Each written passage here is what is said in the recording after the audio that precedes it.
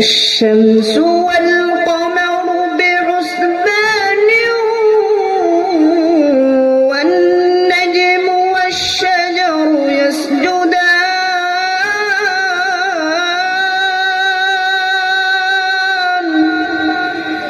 والسماء رفعها ووضع الميزان হাফেজ হাসান জামিল সাহেবকে কোরআন তেলাওয়াত করার জন্য বিনীত অনুরোধ করা হচ্ছে।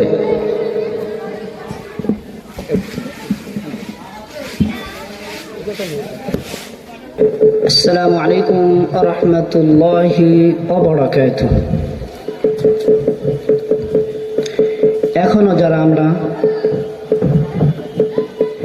বাজার ঘাটে ঘুরে বেড়াচ্ছি, মেহেরবানি করে আমরা এই মাহফিলের প্যান্ডেলে সকলে চলে আসি।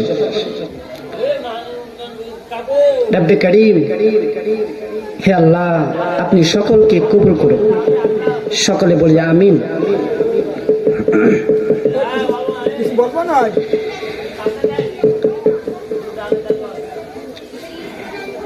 أعوذ بالله من الشيطان الرجيم.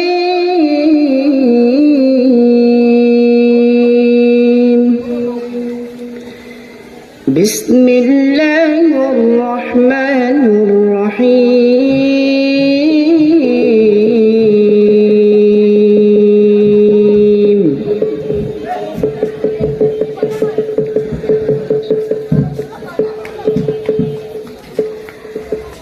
الرحمن علم القرآن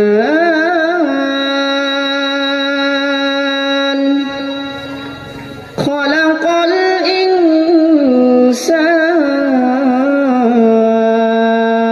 الإنسان علمه البيان.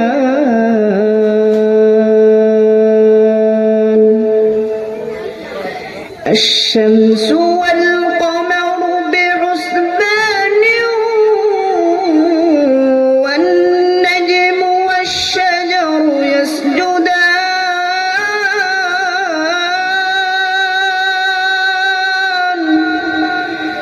والسماء رفعها ووضع الميزان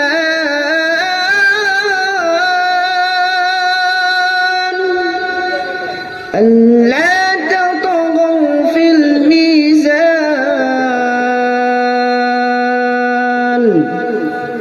وأقيموا الوزن بالقسط ولا تخسروا الميزان والأرض وضعها للأنام فيها فاكهة والنخل ذات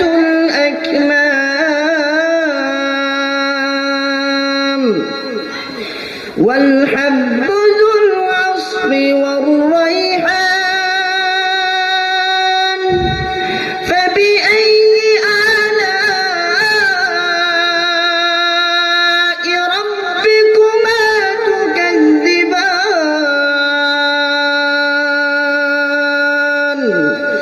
خلق الإنسان من صلصال كالفخار وخلق الجان من مارج من نار فبأي آلاء ربكما تكذبان